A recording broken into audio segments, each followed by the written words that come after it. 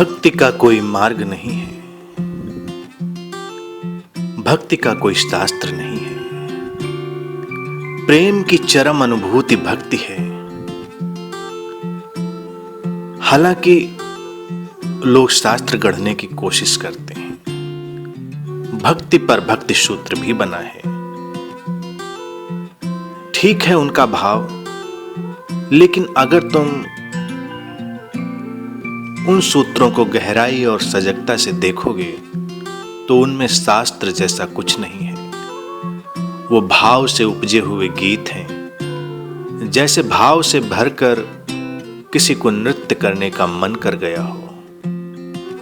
इसे ही लोग कहते हैं भक्ति मार्ग। भक्ति किसी मार्ग से संबंध नहीं रखती।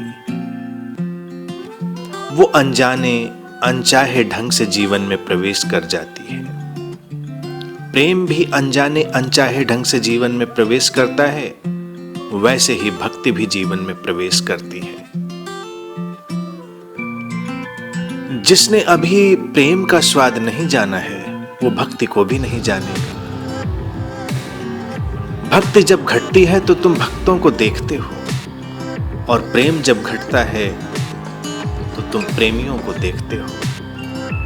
उनको दूर से देखकर तुम कुछ बातें गढ़ सकते हो, जैसे भक्तों को देखा गया और फिर भक्ति सूत्र बन गए।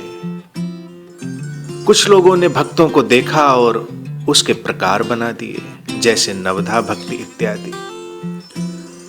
अब कोई भक्त सोच सोच कर थोड़ी भक्ति करता है कि मैं 9 ढंग से चलूंगा, कि 3 ढंग से चलूंगा, कि 1.5 ढंग से चलूंगा, मैं क्या करूंगा क्या नहीं करूंगा। इतना हिसाब किताब भक्त के पास नहीं होता। न कोई कर्मकांड होता, न पद्धति होती। भक्ति तो एक दीवानगी है, भक्ति एक जुनून है।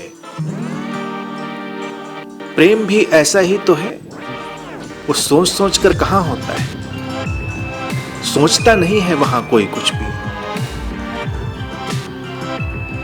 कुछ भी हो सकता है, वो आकाश में उड़ान भरना है। प्रेम और भक्ति उन्मुक्त होकर उड़ान भरते हैं, और जो लोग उन पर सीमा रेखा खींचते हैं, उनके जीवन में न भक्ति प्रवेश कर पाती, न प्रेम प्रवेश कर पाता। दूर खड़े होकर अध्ययन करना संभव है, लेकिन उनको जीना मुश्किल है।